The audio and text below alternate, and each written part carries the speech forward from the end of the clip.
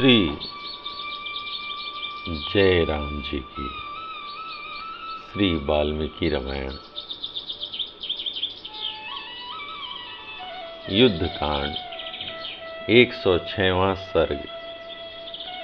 रावण के रथ को देख श्री राम का मातली को सावधान करना, रावण की पराजय के सूचक उत्पातों तथा राम की विजय सूचित करने वाले शुभ शकुनों का वर्णन।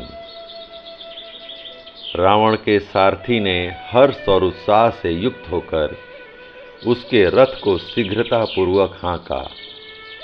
वह रथ शत्रु सेना को कुचल डालने वाला था और गंधर्व नगर के समान ऊंचा आश्चर्यजनक दिखाई देता था। उस पर बहुत ऊंची पताका लहरा रही थी। उस रथ में उत्तम गुणों से संपन्न और सोने के हारों से अलंकृत घोड़े जुते हुए थे। रथ के भीतर युद्ध की आवश्यक सामग्री भरी पड़ी थी। उस रथ ने ध्वजा पताकाओं की तो माला सी पहन रखी थी। वह आकाश को अपना ग्रास बनाता हुआ सा जान पड़ता था। वसुंधरा को अपनी घर घर ध्वनि से निनादित कर रहा था। वह शत्रु की सेनाओं का नाशक और अपनी सेना के योद्धाओं का हर्ष बढ़ाने वाला था।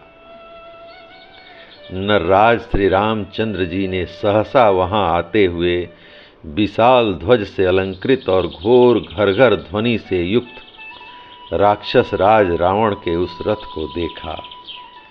उसमें काले रंग के घोड़े जुते हुए थे। उसकी कांति बड़ी भयंकर थी।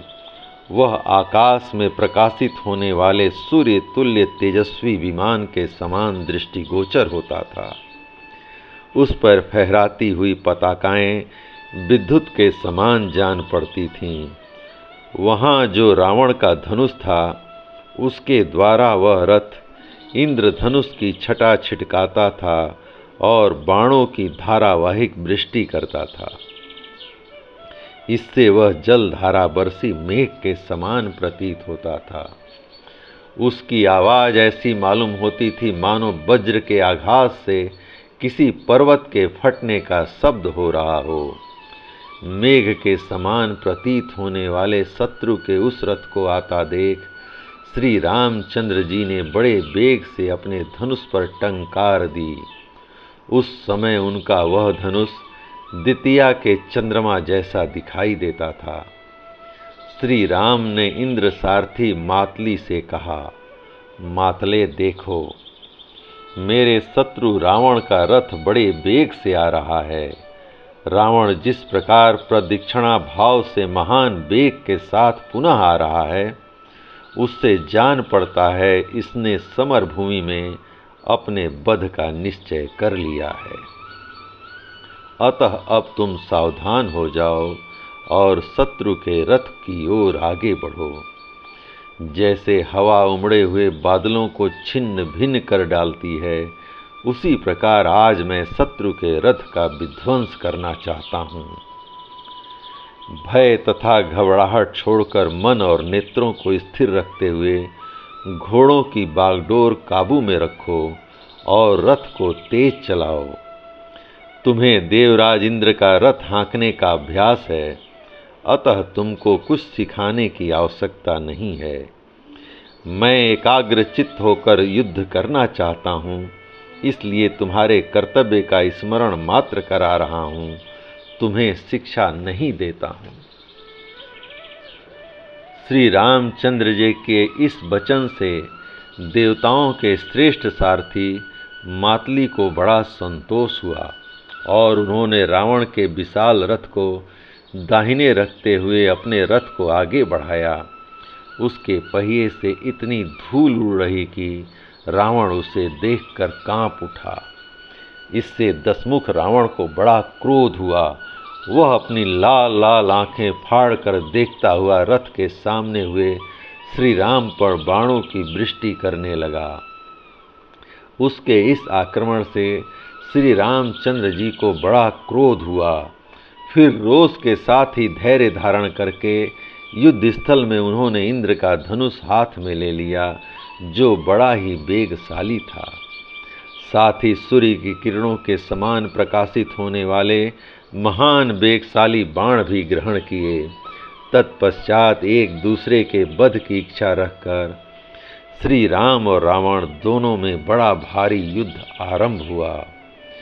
दोनों दर्प से भरे हुए दो सिंहों के समान आमने सामने डटे हुए थे। उस समय रावण के विनाश की इच्छा रखने वाले देवता, सिद्ध, गंधर्व और महर्षि उन दोनों के द्वैरथ युद्ध को देखने के लिए वहां एकत्र हो गए। उस युद्ध के समय ऐसे भयंकर उत्पात होने लगे जो रोंगटे खड़े कर देते थे। उनसे रावण के विनाश और श्री रामचंद्र जी के अभ्युदय की सूचना मिलती थी। मेघ रावण के रथ पर रक्त की वर्षा करने लगे और बड़े वेग से उठे हुए बवंडर उसकी वामवर्त परिक्रमा करने लगे। जिस जिस मार्ग से रावण का रथ जाता था उसी उसी ओर आकाश में मंडराता हुआ गिद्धों का महान समुदाय दौड़ा जाता था। असमय में ही जपा के फूल की सी लाल रंग वाली संध्या से आवृत हुई लंकापुरी की भूमि दिन में भी जलती हुई सी दिखाई देती थी। रावण के सामने वज्रपात की सी गड़गड़ाहट और बड़ी भारी आवाज के साथ बड़ी बड़ी उल्काएं गिरने लगीं, जो उसके अहित की सूचना दे रही थीं। उन उत्पातों ने राक्षसों को विषाद में डाल दिया। रावण जहाँ जहाँ जाता वहाँ वहाँ की भूमि डोलने लगती थी। प्रहार करते हुए राक्षसों की भुजाएं ऐसी निकम्मी हो गई थीं, मानो उन्हें किन्हीं ने पकड़ लिया हो। रावण के आगे पड़ी हुई सूर्य देव की किरणें पर्वती धातुओं के समान लाल, पीले, सफेद और काले रंग की दिखाई देती थीं। रावण के रोषावेश से पूर्ण मुख की ओर देखती और अपने अपने मुखों से आग उगलती हुई गिदड़ियां अमंगल सूचक बोली बोलती थीं और उनके पीछे झुंड के झुंड गिद्ध मंडराते चलते थे।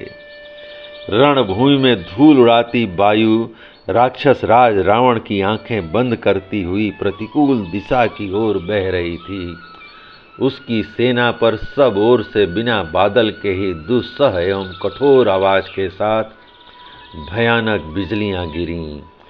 समस्त दिशाएं और विदिशाएं अंधकार से आच्छन्न हो गईं। धूल की बड़ी भारी वर्षा के कारण आकाश का दिखाई देना कठिन हो गया।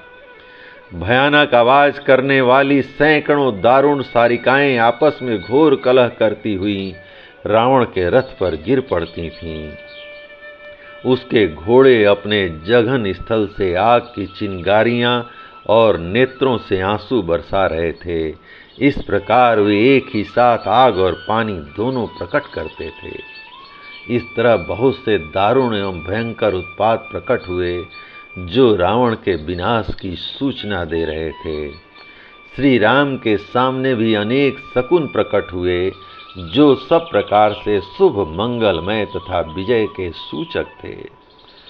श्री रघुनाथ जी अपनी विजय की सूचना देने वाले इन शुभ शकुनों को देखकर बड़े प्रसन्न हुए और उन्होंने रावण को मरा हुआ ही समझा। शकुनों के ज्ञाता भगवान श्री राम रणभूमि में अपने को प्राप्त होने वाले शुभ शकुनों का अवलोकन करके बड़े हर्ष और परम संतोष का अनुभव करने लगे तथा उन्होंने युद्ध में अधिक पराक्रम प्रकट किया। जय राम जी की। इस प्रकार श्री वाल्मीकि निर्मित आर्ष रामायण आदि काव्य के युद्ध कांड का 106वां सर्ग प्रभु श्री राम की कृपा से पूर्ण हुआ। जय राम जी की।